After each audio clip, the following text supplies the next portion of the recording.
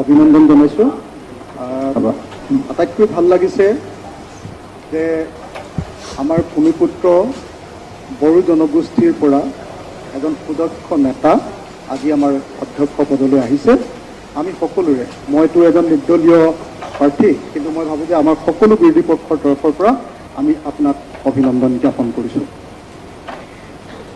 মোৰ মাত্ৰ এটাই ক'বলগীয়া আছে আজিৰ দিনটোত, যে মই যিহেতু এটা কেছত আছোঁ, গতিকে মোক কাইলৈ আৰু 24 তাৰিখৰ কাৰণে পাৰ্মিশ্যন এতিয়ালৈকে ল'ব পৰা নাই।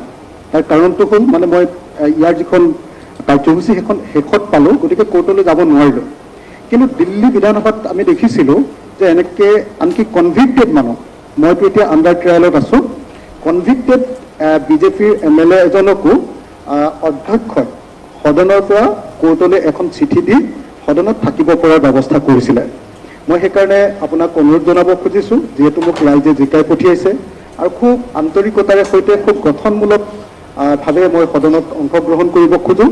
গতিকে মোক কালিলৈ আৰু 24 তাৰিখে থাকিবৰ কাৰণে যদি একলম আপুনি কোৰ্টলৈ অধ্যক্ষ হিচাপে দিয়ে, তেতিয়াহ'লে মই কোৰ্টৰ পৰা কাইলৈ পাৰ্মিশ্যনটো উলিয়াই আনিব পাৰিম।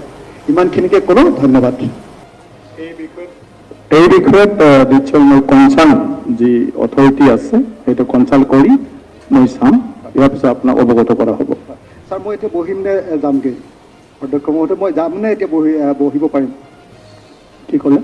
মই এতিয়া অলপ সময় বহিব পাৰিম নে এতিয়া যাবগৈ? মোৰ তৰফৰ পৰা কোনো আপত্তি নাই, আপুনি শেষলৈকে বহিব পাৰে, কিন্তু অৰ্ডাৰ কথা সেইটো সদনৰ লগত যিহেতু সম্পৰ্ক নাই, অৰ্ডাৰটো সেইটো আপুনি চাব।